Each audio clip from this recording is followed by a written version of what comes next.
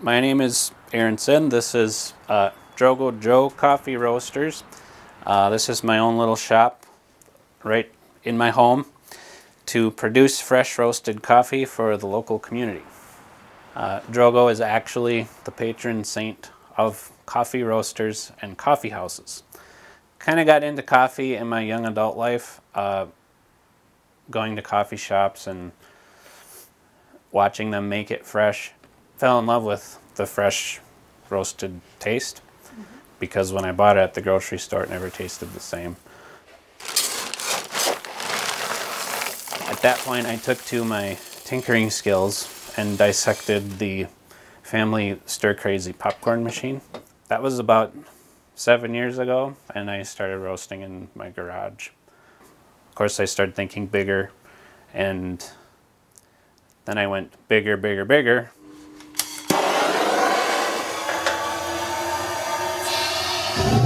This roaster that I'm going to demonstrate today is actually called a fluid bed roaster.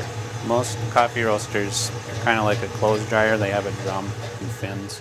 I actually did design it, so I borrowed some ideas and then took my obsessive tinkering and came up with my own unique version. This roaster, you can think of it as kind of a giant hot air popcorn machine, or sort of a chimney where the beans are circulating in a current of hot air.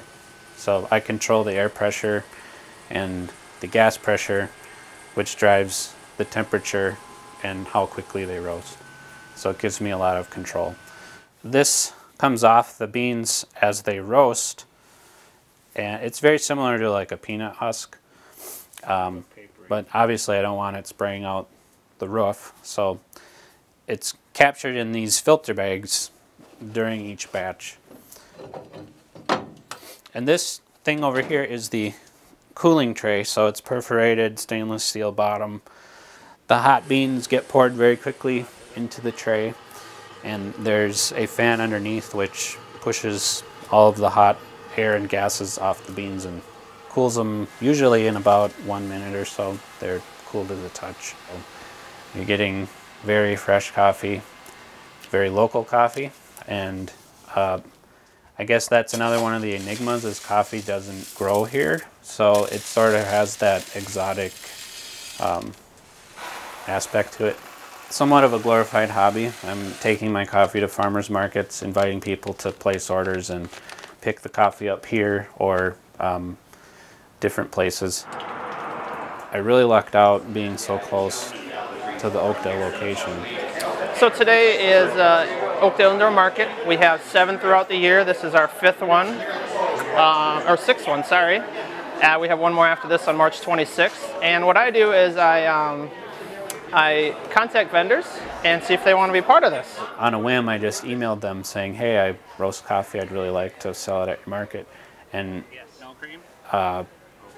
they got back to me right away and said, we're actually looking for a coffee person. We have 25 total vendors this year. Anywhere from 21 to 23 show up.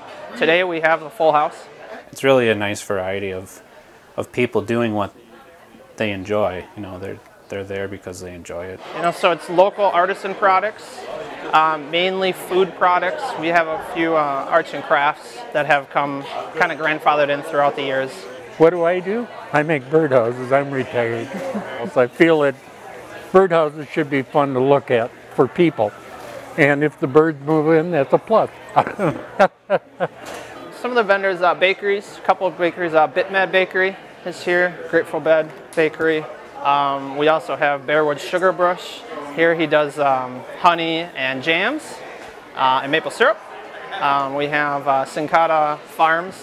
They're from New Richmond, Wisconsin. They do anything in a jar you can think of. It's the easiest way I put it. These are my favorite pickles. I got my sister to get these, and she likes them so well, she gave them to another friend, and who knows, it just explodes.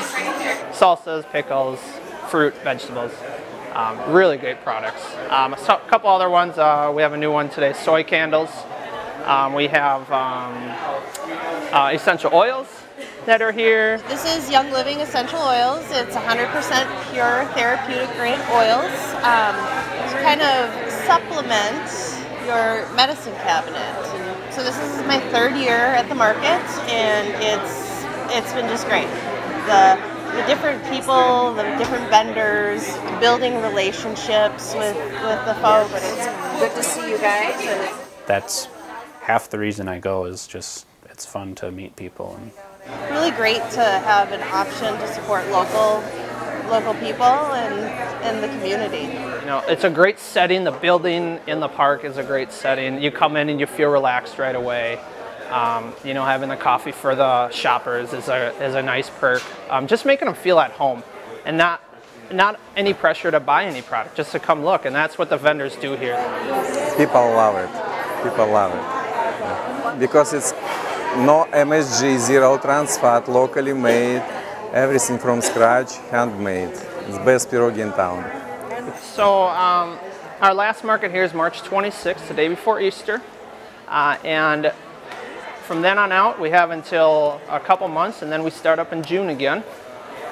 June 8th, I believe, is the day, and running through October 26th is our outdoor farmers market, and that's at the City Hall parking lot at Richard Walton Park. We have about the same amount of vendors, but it's tailored to the season, so you're going to have more produce vendors there, fresh produce. But we do have a lot of the same vendors that are part of the indoor market here that go to the outdoor market, and then we bridge that gap, I think, that way to keep people interested. I'm really a proponent of building community, getting to know people, and building that kind of old sense of America that we've sort of lost. I kind of generally appreciate that.